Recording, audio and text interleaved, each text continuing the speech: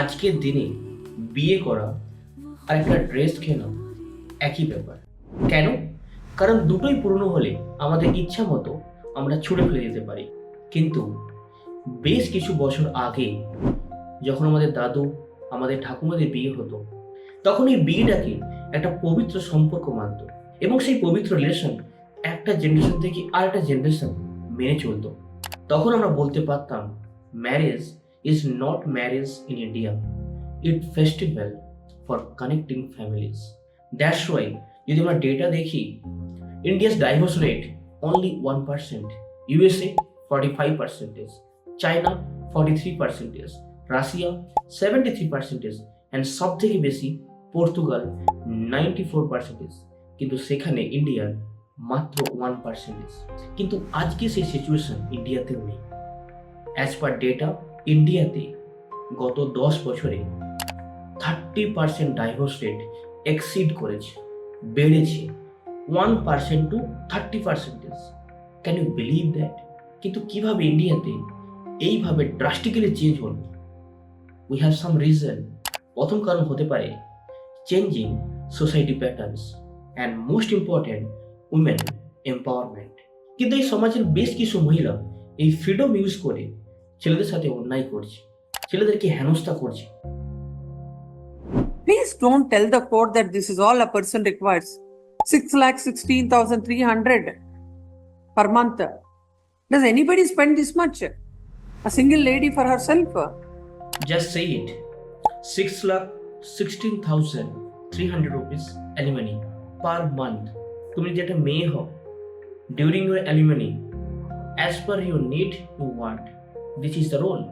But I have to request to our government, please, এর জন্য একটা রুল হওয়া উচিত। অ্যালিমানি কেমন হওয়া উচিত?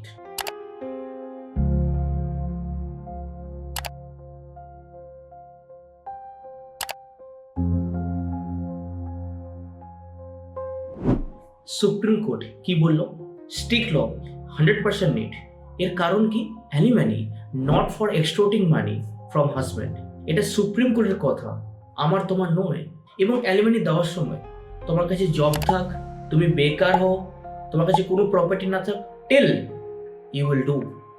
তোমাকে এটা করতে হবে, যেখান থেকে হোক তোমাকে অ্যালিমানি দিতে হবে। ডিভোর্স হওয়ার সময় শুধু কি মেয়ের ডিভোর্স হয়, ছেলেদের হয় না? ছেলেদের কোনো প্রবলেম হয় না, কিন্তু পানিশমেন্ট ছেলেদের জন্য। কেন?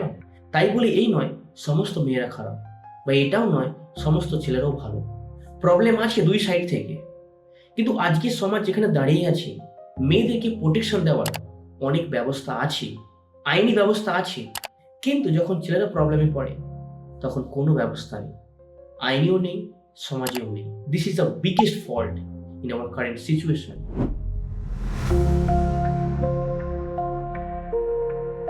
যদি আমরা এই মডার্ন সমাজকে ডিপলি আন্ডারস্ট্যান্ড করি, প্রবলেমটা হচ্ছে টাকা।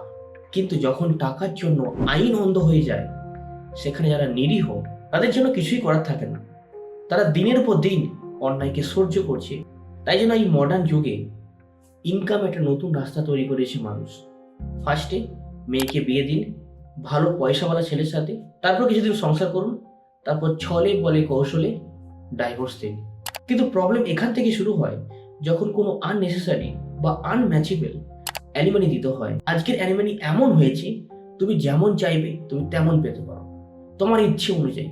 But that is not possible for each and every one. But তোমাদের জন্য একটা কোশ্চেন থাকবে, genuine question, that is divorce rate কেন ইন্ডিয়াতে সাডেনলি ইনক্রিজ করলো? এর পিছনে কারণ কি? তোমার মতামত অবশ্যই কমেন্ট করবে, কারণ ফার্দার যখন কেউ ভিডিও দেখবে তখন তোমার কমেন্ট পড়ে হয়তো সে আইডিয়া পেতে পারে। Please my dear friend, comment করবে ডিভোর্স রেট বাড়ার কারণ কি।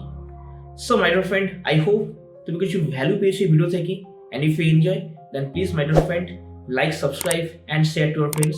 সো আই হোপ তুমি সাবস্ক্রাইব করে নিয়েছো, অ্যান্ড যদি না করে থাকো তো please my dear friend subscribe this channel. Thank you so much. Jai Hind.